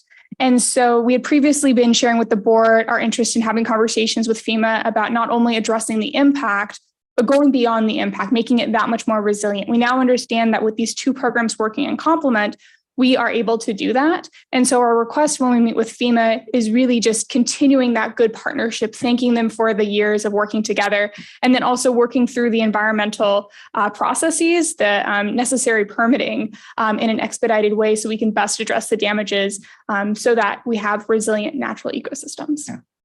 And then the last question is, when we visit with the Vice President's staff, would be appropriate to talk about the exoneration for Port Chicago 50? Right. Eric Feeler again. There is a resolution in the House. Representative DeSaulnier reintroduced the exoneration legislation. So we should be able to talk about that as part of our legislative program and let folks know that the board has taken action supporting that resolution. And I did want to also add to Lisa's conversation about FEMA, the other piece in terms of the permitting that is important is some of these trails are still closed. So that's an access issue for our public. And so the quicker and more efficiently FEMA can work on the permitting side and also obviously releasing the money, the more we can open our trails and facilities back up. Great. Thank you. Looking forward to it. Any other member comments? Member Sanwell? Yes. Thank you, by the way. I know this has been a lot of work putting all of this together, and I've enjoyed being a part of our legislative committee where we've discussed this at the committee meetings, and it looks like we're really, coming towards something final and something that's really exciting for the end of this month, since we are now in the month of May. My question is, I'm not as familiar with National Fish and Wildlife, but I noticed on Earth Day when I was going out to Coyote Hills, and prior to that, when I was looking online, I saw that there's also Earth Day events at the nearby Don Edwards site, which is Fish and Wildlife, which is National Fish and Wildlife. And I'm just curious because they're right next to each other. Have we collaborated with them in the past with Coyote Hills? Is that something that is worth discussing, especially if we're going to be going there when we're in DC? Yeah, my recollection is that we have worked with them in the past on trail connections, especially the Bay Trail. With regard to our meeting, we're meeting with the foundation, which is a little bit different than the Wildlife Service that manages refuges and also does permitting. So let's continue to have that conversation and see if there's something, and we can talk to some of our colleagues here too to see what other discussions that have happened that we might not be aware of. Yeah, and I just did a quick search. It looks like we have one other refuge within the park district boundaries in Antioch. The Antioch Dunes is also National Fish and Wildlife. Member Corbett? I just wanted to mention at the time that that area was named for Congressman Stark, I did get some contact information and I'd be glad to share that with you. And because I was asking at that time if we could work together with the Park District with them. So I think that's a great idea. It makes a total amount of sense to have an opportunity for trail walking and things like that in that area. It's we're connected. And members of our staff, some of our folks that do the daytime work, they were there for the that day as well. So they're familiar with it. So glad to figure out how to put you together with some of those folks as well. And I will share in compliment that the Park District has historically been successful with NIFWIF grants. We received probably one of the most standout ones is for Bay Point Regional Shoreline, and that they've always historically been a very good relationship. They've taken calls before the grant, worked through the application, and provided really good feedback. The challenge that we're facing is the America the Beautiful program, which aligns with the 30 by 30 goals, where it's really focused on federal lands, and we're having challenges qualifying for that funding. And because they've historically been such wonderful partners, we do want to sit down and share that we have good intentions, that the program has intentions, and that we could really find partnership there.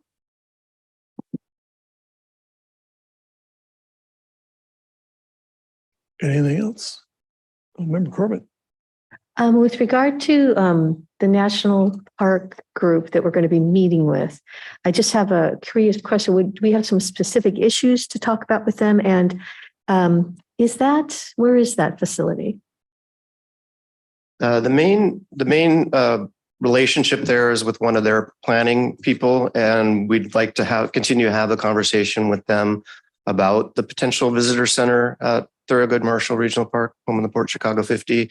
So really providing an update. And it's my understanding that some representatives from National Park Service were actually out to the site relatively recently from DC.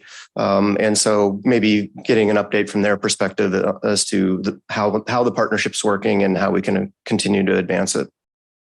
And could we talk to them about some of the issues involving Alameda? We can definitely bring it up. I think the issue there is more with the Department of Navy, but we could definitely bring it up with National Park Service as well. Okay. And as I asked previously, their offices, where are they located? I'm sorry. If we're going to meet with them, where would it be? We'll be meeting them at the Department of Interior. Okay, that's right. That's that separate building. Correct. Yeah. Okay, thank you. Member San Juan? I forgot to mention one more thing, actually. So I had recently heard on the news, Secretary Janet Yellen said something along the lines that we may reach, is it the debt limit June 1st? And so that's really going to probably dominate a lot of the conversation in Washington, DC. And I know we briefly discussed this at the legislative committee, and I think it might just be helpful to talk about that right now since we're discussing this upcoming conference. Yeah, good point. It will be potentially a very busy time period to be there. That's good and has challenges as well because it's exciting when there's a buzz. But it also may mean members are being pulled out for votes and negotiation, and so it may make our scheduling a little more challenging. We are expected to reach the debt ceiling by June, mid-June, and so the negotiations currently are involving the House of Representatives wants to mirror or attach the debt limit, raising the debt limit with additional budget cuts. And I think as Advocate Umhofer mentioned to us at our last legislative committee, those two processes they're not inherently connected. The debt limit is money that we've already spent.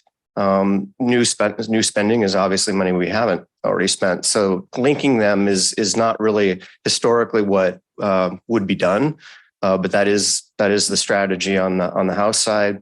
And then just in terms of the other process involved with the budget, there's a budget reconciliation bill that's supposed to pass, and that would be a more appropriate location for discussing the cuts. But obviously, the strategy is to link them. So it should be an interesting discussion, and we'll have a briefing from Peter about it our first day there, just to sort of know what we're walking into.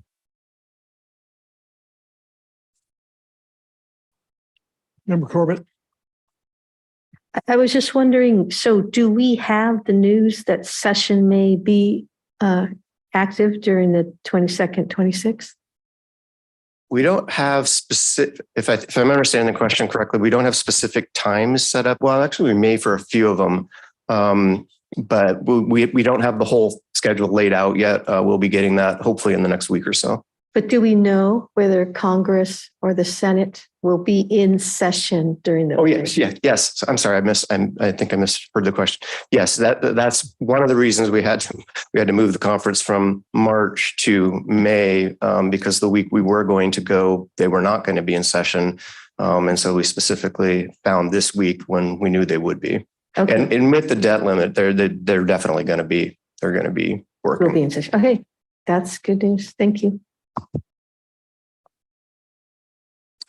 If there's nothing else, thank you. I look forward to this very much. I think it's very productive. I get a lot out of these. It's, it's also a great team building exercise for us all to be together. I really look forward to it. And I think it's a big opportunity because as we lost Congress members Thompson and McNerney, I think we've got good opportunities with the two new guys and we can amaze them, I think, with our. And Representative Garamendi has historically been a friend of the Park District. So I assume we'll have the packets and the maps and the whole great show that you guys put on. Great. Excellent. Yeah. And it'll be warmer this year. So we'll be in May. Excellent. All right. Thank you very, very much. Our next item is General Manager's comments.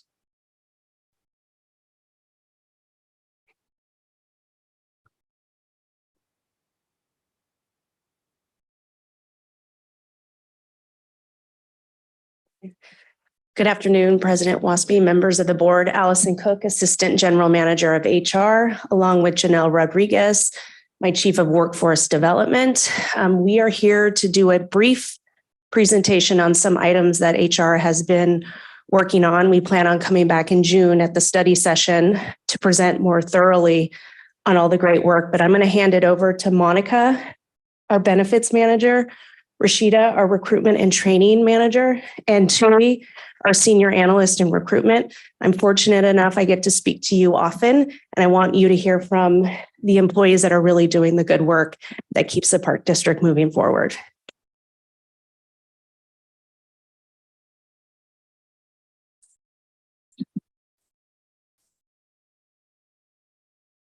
One second while I bring up the PowerPoint presentation.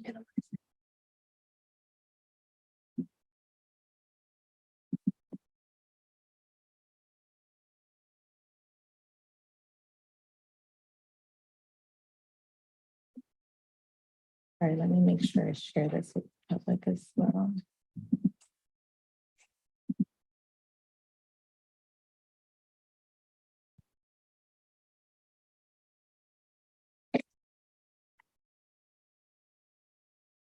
All right, and one more thing for the vertically challenged.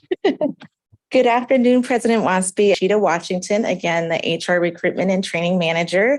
Been with the Park District for about approximately 7 months now, and I'm delighted to present to you an update regarding our recruitment data and the restart of our apprenticeship program. All right, so the district has approximately 957 full-time equivalents, also known as FTEs. This includes the increase of over 40 new FTEs that was a part of the 2023 approved budget. As you know, FTEs primarily is used for budgeting purposes, but it doesn't necessarily equate to headcount. In the last 5 years, we've added over 144 FTEs thanks to your board support. Since April 2022, we've hired 95 regular employees. Just to give you a breakdown of membership, that consists of 72% of ASME, followed by 12% of Public Safety Association, 12% management, and 4% confidential.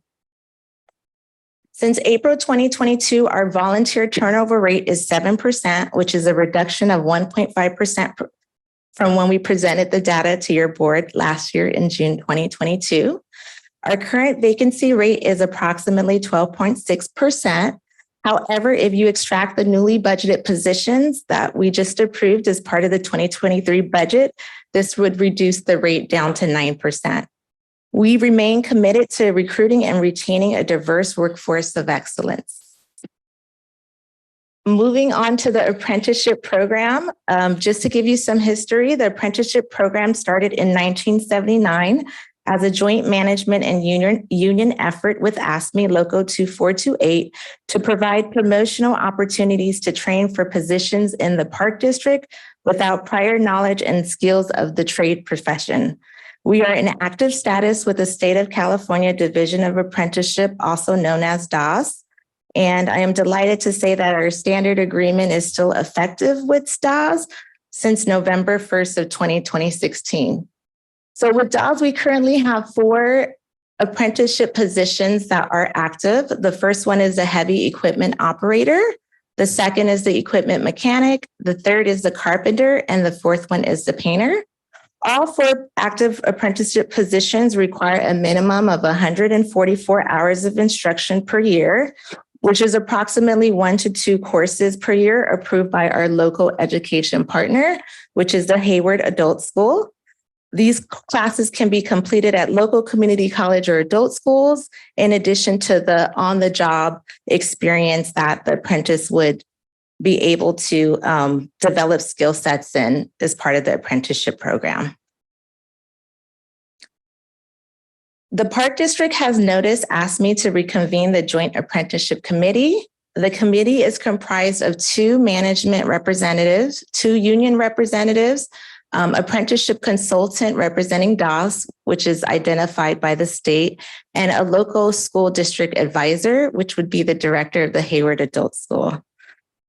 The advisor and the representative of the state shall act without a vote. We're hoping to get started with the operations division designation of one of the positions, the heavy equipment operator position.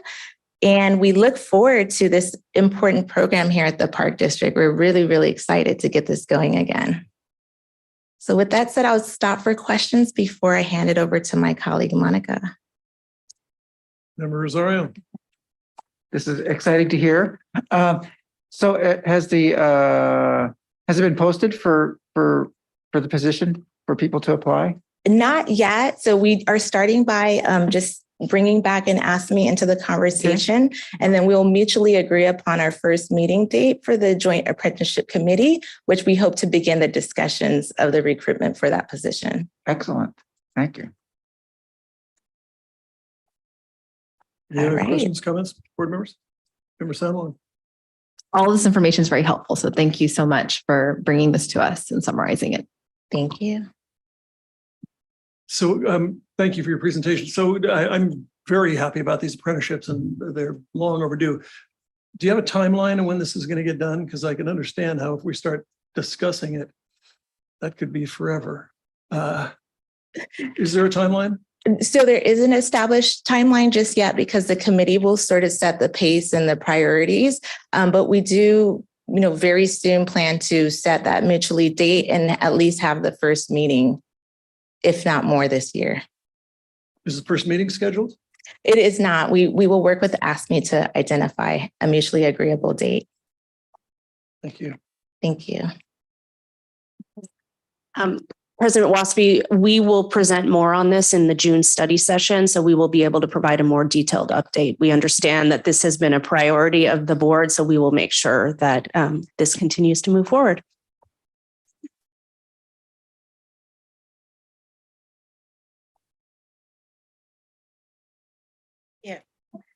Good afternoon, President Waspy and board members. My name is Monica Alvarez-Celis. I'm the benefits manager here.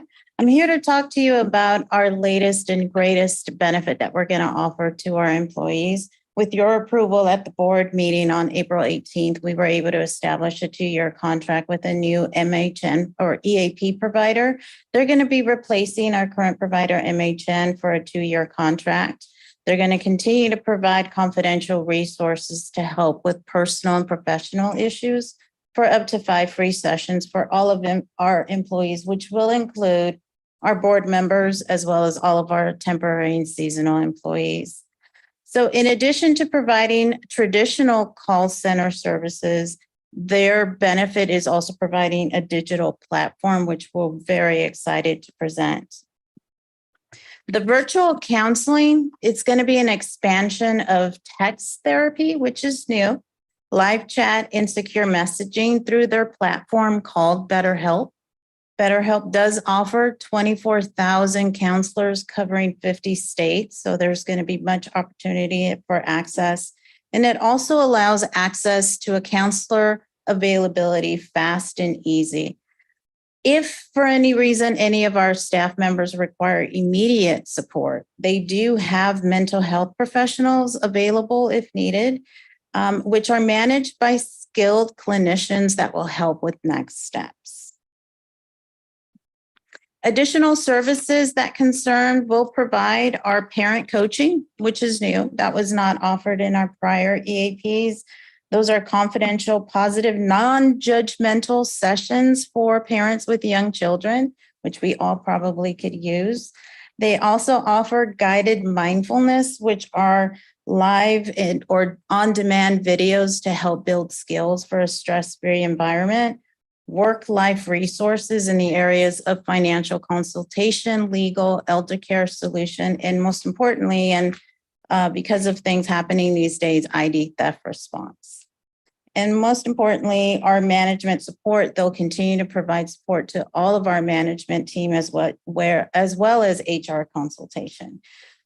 In addition to that, there's 24/7 critical incident response. So trained clinicians can provide this support in any type of intervention. But our goal always is to provide timely complaint response and resolution to any employee concerns or complaints. My next topic is something I'm very excited about. Due to a transition that we implemented January of 2023, we partnered with a new administrator who's going to administer all of our retiree reimbursements and retiree benefits. And during this transition, even though it was a very smooth process, there's been a lot of questions and hand-holding of our retirees who we very much esteem and appreciate and prioritize. So in order to assist our retirees, what we've decided to do is create a retiree benefit administration website. And what we're going to do is notify our retirees of where to locate this information portal. And we encourage them to go when they have general questions or need of forms or just want to browse information about the new program.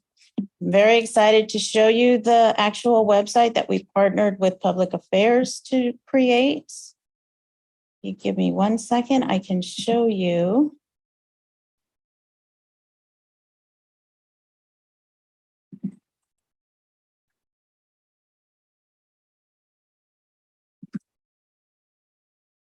What it looks like.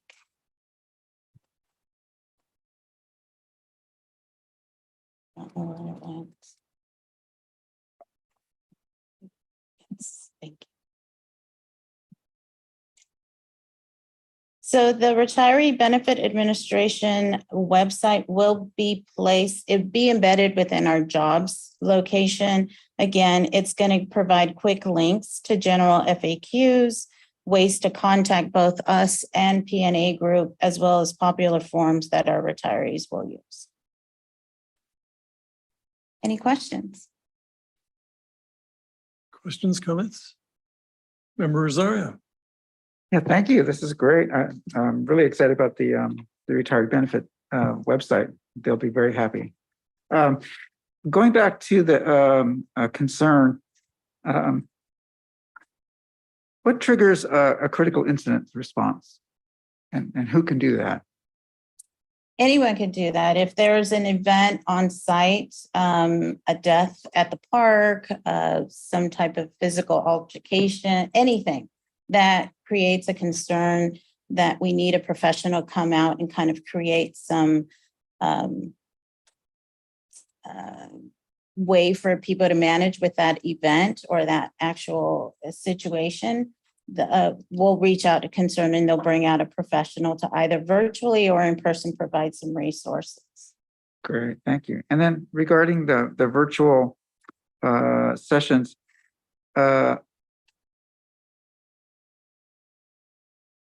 is that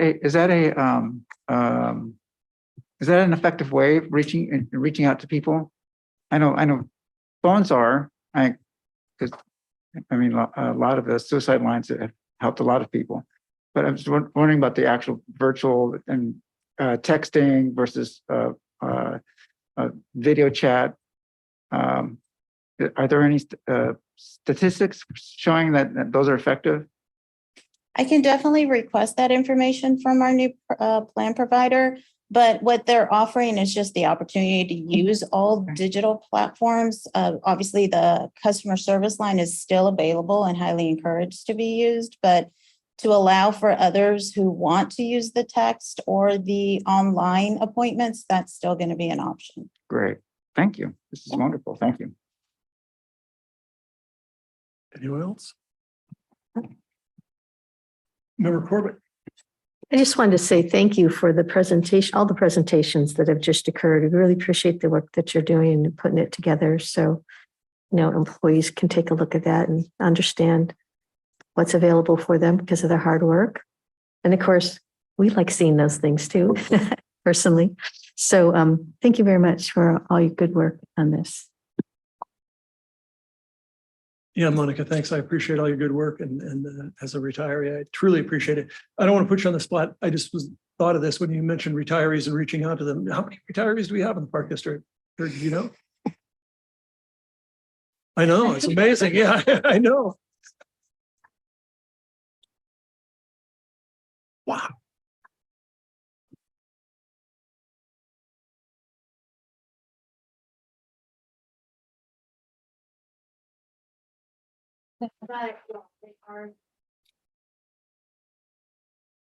Great. Well, thank you for your service to those retirees.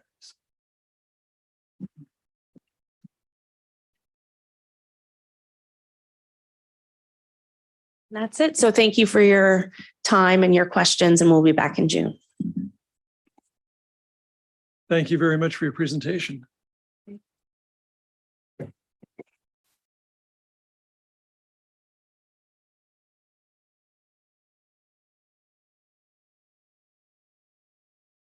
And thank you for bringing your staff. That's great to see you folks. We'll move now to announcements from closed session. Thank you, President Waspy. I have one announcement. I want to announce that in April 2023, the Park District entered into a settlement agreement with AECOM Technical Services, Inc. to resolve claims related to construction at the Bayfront Park overhead crossing. The terms of the settlement include a payment to the Park District of $275,000 and a waiver of unpaid invoices of approximately $35,000. And that's it. Great, thank you. Question. Bayfront, that's the Pinole Bridge? Yes. That construction issue. Thank you. We'll now move to board comments. John, you want to go first? So, where was I? On April 18th through actually it's April 17th through the 20th, I was at the International Trail Summit in Sparks, Nevada. Brought back some good stuff from there. On April 21st, I was a non-participant. I watched the board legislative committee by Zoom. On April 22nd, I visited Coyote Hills Visitor Center for Earth Day.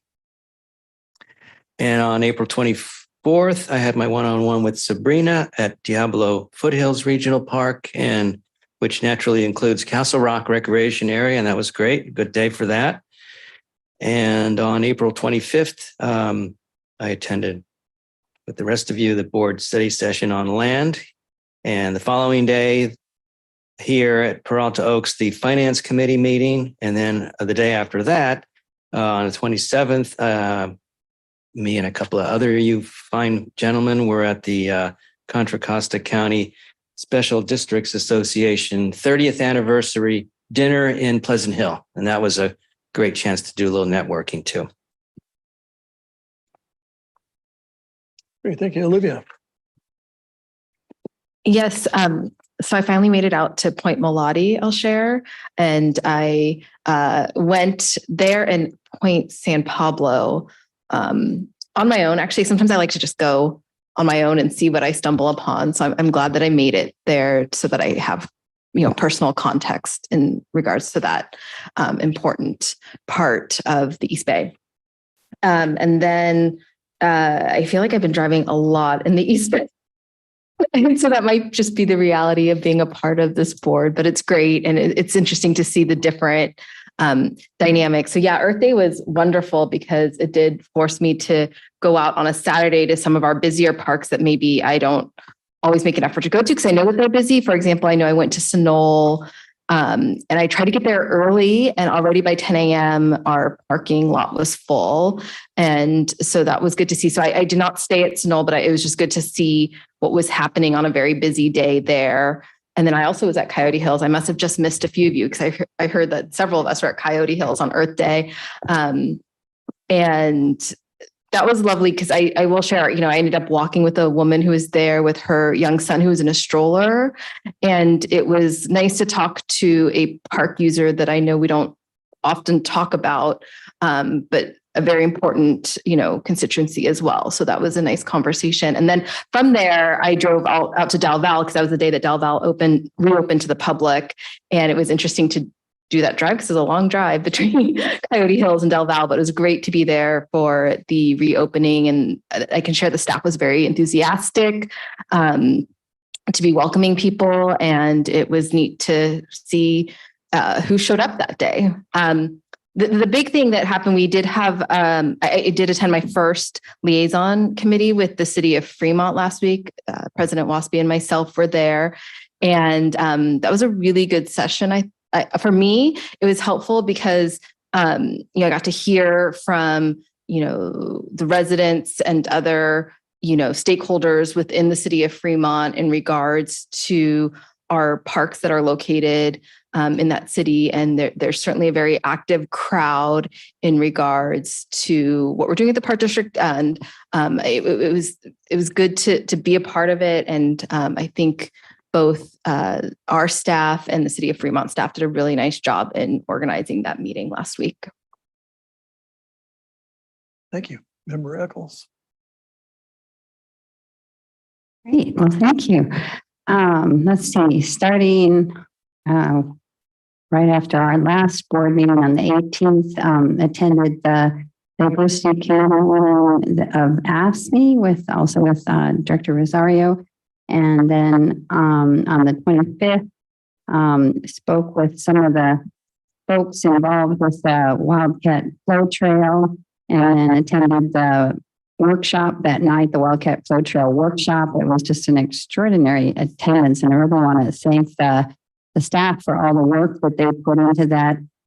They did a great job fielding questions and keeping the conversation going. And what it was like 20 people. Colin was there as well, so I'm looking at him, but something like that. It was very 260. Okay, I'm exaggerating a little bit. Yeah, I think it was 263, something like that. But anyway, and then let's see, that same day, during the day, we had the board study session on land. And then let's see, later that week on the 27th, went to an event for Mayor London Breed. And on the 28th, had a meeting with Richmond City Council member Gail McLaughlin. And then on the 30th of April, attended the pre-board meeting. And that about wraps it up for me. Thank you. Member Coffee. Thank you, Dennis. On the 19th, I attended a pre-meeting with Dr. Alvarez to prepare for the legislative committee meeting later that week. On the 20th, I attended the Reinhardt Redwood Director Rosario. It was the Old Growth Forest Network dedication. If I got the wording right, it was a wonderful group, well attended. And the highlight of the ceremony, beyond listening to our general manager, was the post-dedication walking tour by Director Rosario along the stream trail. On the 21st, I attended the Ledge Committee. The 22nd was a wonderful Earth Day. My wife and I spent Earth Day birthday at John Muir's home out in Martinez in the orchard, along with lots of area environmental groups. We had the Mobile Visitor Center for the event, and Mila and I tabled the whole day, and I was honored with the ability to represent the Park District during an awards ceremony to local environmental champions presented by the John Muir Association. And they asked Congressman DeSaulnier, several area mayors, and council members and myself to congratulate the awardees. That was a lot of fun, a lot of people out that day, along with maybe 100 representatives of the National Park Service. It's really fantastic. On the 23rd, I participated with a group of volunteers tabling at the Briones pilot project out at the Alhambra staging area, introducing people to users of the park to the new trail management test that is going on there for the next 2 years. On the 25th, also attended the land session. And that evening, as Director Eccles mentioned, the Zoom meeting on the Wildcat bicycle flow trail concept presentation.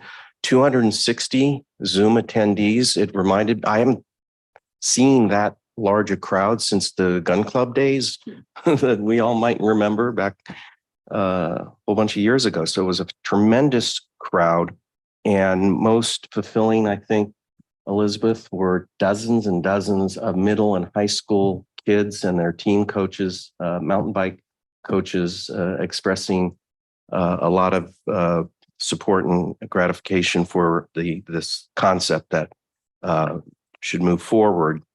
And most of the attendees were users of the park.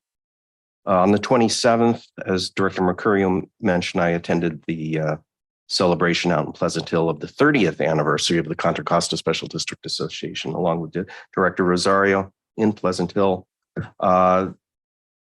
The 29th, I attended the wellness walk by our community outreach people, Monaco. It was at Big Break, and there were about 50 participants, which is a really good turnout for East Contra Costa.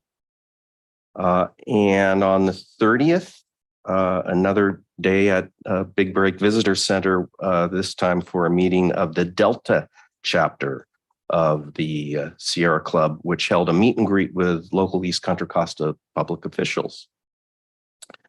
And yesterday, the 1st, I attended the Contra Costa Bar Association's exoneration task force, and we met with Mr. John Lawrence, who's been active in the exoneration campaign for several decades as Chief of Staff to former Congressman Miller, 8 years as Chief of Staff to Speaker Pelosi, and as currently a close advisor to Congressman Saulnier on the continuing exoneration efforts. And this was a particularly fulfilling and inspiring session that we were able to have with Mr. Lawrence. And that brings us to today. Thank you. Thank you. Member Corbett. Thank you very much. This was a busy, busy time period for everyone. A lot of great stuff going on. So obviously our last event, the 18th was the last session. And on April 20th, the Redwood Park opening, the Old Forest dedication program. What a beautiful day and beautiful speeches. Thank you, sirs. It was really, really a lovely spot. It really tells us how important all of our parks are. But to be able to go to a place where we see those redwood trees, what an amazing thing to remember. So also the next thing I went to was on the 21st, the Dawoodi Bohra program. It was an event that happens every year.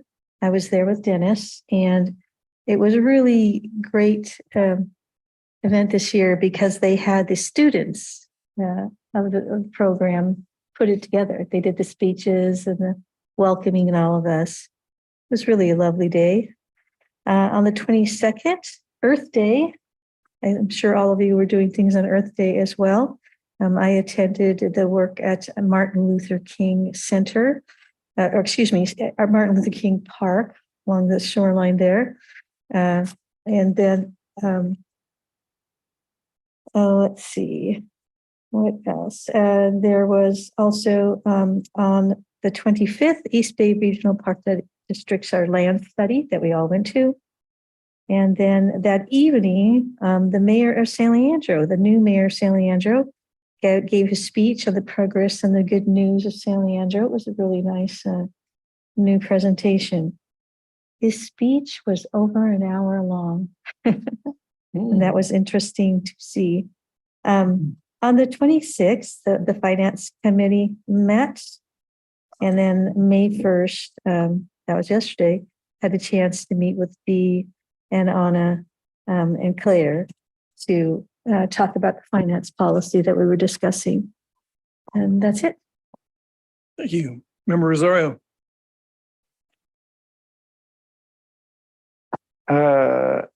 Yeah, on 418, like Elizabeth said, we met with ASME's Workforce Diversity Committee, and I forwarded those comments to our general manager and Allison Cook, AGM of HR. And then on the 20th, I attended the AC Transit update, and it was very well done. And they're looking at a financial cliff. But one of the interesting things that came out of it, and I forwarded that information to Robert Kennedy, is that they run several hydrogen fuel stations, and it's open to the public. And so I'd sent the request, is there a possibility of the Park District maybe in the vicinity of those fueling stations, if we have parks near there, if we could go to the possibility of going to hydrogen technology there. So that they're looking into that. It's going to take several modes to get us to zero emissions, I think. And then I had a constituent meeting with Judy Martin on the 21st. On the 22nd, I rode my bike down the Bay Trail and got to meet, I said hello at all the stations and ended up at Airhead Marsh and picked up litter. And I met Director Corbett there at Airhead. I just want to say everybody was very enthusiastic, huge turnout. And I think everybody was very happy and enthusiastic about being there. And then attended the board session on land. Thank you very much. I thought it was well done. Attended the subcommittee finance committee on the 26th. 27th, attended the Contra Costa Special Districts Association's annual dinner. And just wanted to note the keynote speaker. I think if there's an opportunity, her name was Zoe Dunning, and she was one of the first officers, Navy officer, to come out during the what was that? Yeah, Don't Ask, Don't Tell, and very compelling story. And she's a very good speaker. And if there's an opportunity that we can invite her to an event at the Park District, it would be wonderful. And then On the 28th, I attended the Oakland Mayor's Commission on Aging. And I just wanted to thank staff for a last minute request. We're scrambling for money for a proposed multi-generational playground at the downtown senior center. And I just wanted to thank Deborah Ocker, Sean Dugan, Jeff Rasmussen, and Deborah Spalding. We found that their Oakland still has $196,000 in unallocated money in WW. So, and then there's the possibility of maybe if the project for Caldecott Trail isn't feasible, there's another almost 400,000 there. So more than enough to get the project started. So it's very exciting, and thanks to staff for all the help. And Councilmember Carol Pfeiffer is very enthusiastic about the project. And then on the 30th, Francis Salsa Creek, my other hat, I had 40 high school students doing trail repair work. And I mean, we have so many trails that need work, and there's a lot. I bring this up because there's a lot of people who want to help us. And I like to see it. I think I asked for this before, but identification of which trails volunteers can work on so that we can get them open and repaired. So I'd like to lead some of those. So that'd be great. So yeah, 40 high schools. I was like, oh my God, I only had a reservation for 6. And then thank you for Dr. Alvarez and Claire for meeting about the sponsorship program on Monday. And then I gave a presentation to the Piedmont City Council, just gave them an update. It's nice to see. I thought we had a lot of lawyers, and their entire board is lawyers. But they were very, very receptive to what we had. And there was a whole room of Boy Scouts there. And so I had a great audience. And that's it. Thank you. Thank you, Dee. On April 20th, I also attended the Redwood Tree Award Ceremony where we were, the Old Growth Forest Network dedicated us as almost an old growth forest. It was a great event, and it was great to see Dee in his element. It was really great, Dee. On the 21st, I attended the Legislative Committee meeting. And also I attended the Dawoodi Bohra celebration. It was Eid al-Fitr, or the festival at the end of Ramadan. So there was lots of food there and a great event. On the 22nd, on Earth Day, I didn't partake. I observed some. I tried to travel around a lot. I went to Lake Chabot, Coyote Hills. Just a sidelight, I'll bet anyone in the next 10 years that Coyote Hills will be the most populous park in the district. It's amazing how many people take advantage of that park, and it's amazing the restoration efforts we're doing. It's going to be a beautiful, beautiful place, and it's so well located with hills and all the stuff you want in a park. Hills and open grasslands and preserved forests and also bay shoreline. On the 23rd, John and I attended a Earth Day celebration. It was an interfaith celebration at a church in Danville. It's great. Congressman DeSaulnier came by, and God, he's a great guy. I wish I had known him when he was a restaurateur. He looked like a really fun person. I attended the PAC meeting on the 24th. The subject we talked about was e-bikes. If you get a chance, look at the Zoom, watch it on Zoom. It's an interesting take by just about all of the board members. Attended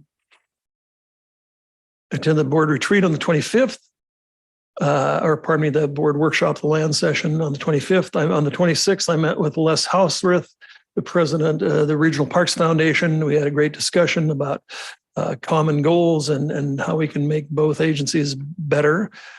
On the 27th, I attended the Fremont Liaison Committee meeting. On the 28th, I attended a California Association of Recreation and Park District Conference Committee meeting where I found that The East Bay Regional Park District will be winning an award for special innovation in parks, or not innovation. Yeah, I guess some category that we won an award for our International Day of Peace and our Peace Pole at Lake Chabot and the celebration that we've had for about 6 years now. And also Amelia Marshall wins an award as the outstanding volunteer. So hopefully we can get Amelia and her husband down there to accept the award, and hopefully we can be there to present it to her. So I'm very happy about that. As a sidelight, my colleague on the hard board, Carol Pereira, is receiving the award for Board Member of the Year. She served 43 years as a director at Hayward Area Recreation and Park District and retired last year. I too agree with Director Rosario. There's a lot of potential out there on the trails to be doing something. And is there a chance we can get a report on the status of some trails? I know that you can look on the website and see what trails are closed, but I have special interest in the West Shore Trail at Lake Chabot. It's closed, but everybody in the world's using it, and nobody's dying or getting hurt. And I just as an investigation, I walked it just to see what was going on out there, and it's totally passable and totally good. I think at some point we and never mind. I was just going to say, yeah, Lisa, I think has been giving a verbal update at the operations committee. We have one coming up, so we can make sure she covers some of those. Okay, great. Thanks. And I would be remiss if I didn't mention that today, I wish there were more people here, April 30th through May 6th is Professional Municipal Clerks Week. So I would like to give a big shout out to Yolanda and her staff, Deborah and Sandra, for that matter. Thank you all so much. You deserve a month or two, not just a week, but this is the week, and we surely appreciate it. All your wonderful work. We should have a party. Can anybody turn this to wine? And also,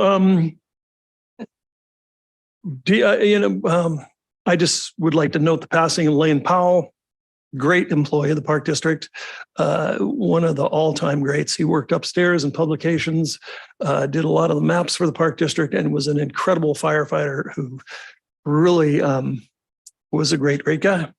And he passed last week. So with that, on a lighter note, I got to comment somebody.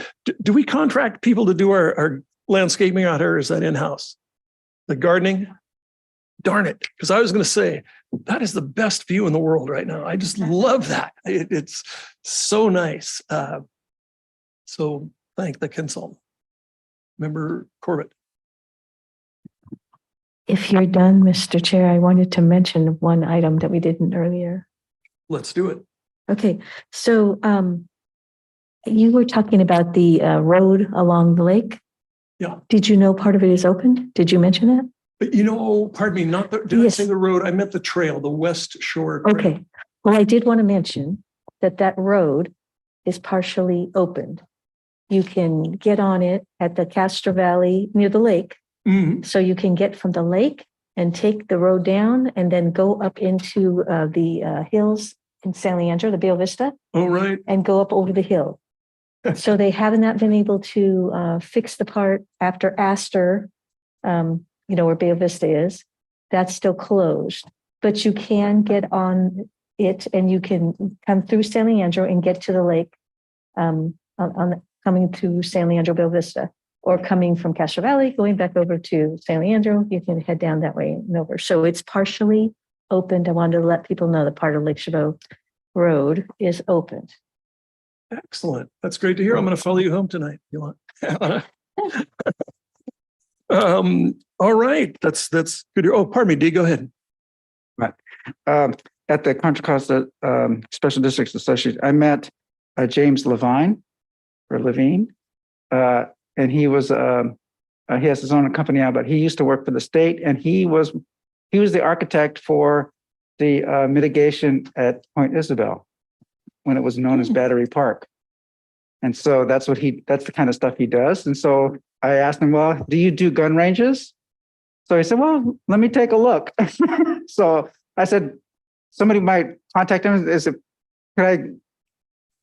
I'll give you the card and maybe Matt Grau can take him for a tour. So that's what he does. And he was a great memory. And he just remembers the battery park that there was like 3 stories of batteries there in the water. Ouch. All right. And I'm remiss also on your place. You have the 2022 Community Newsletter and Annual Report from the Hayward Area Recreation Park District. Their president, Rick Hatcher, asked me to share this with you folks. So there it is. And if there's nothing else for the good of the order, we are adjourned at 3:29.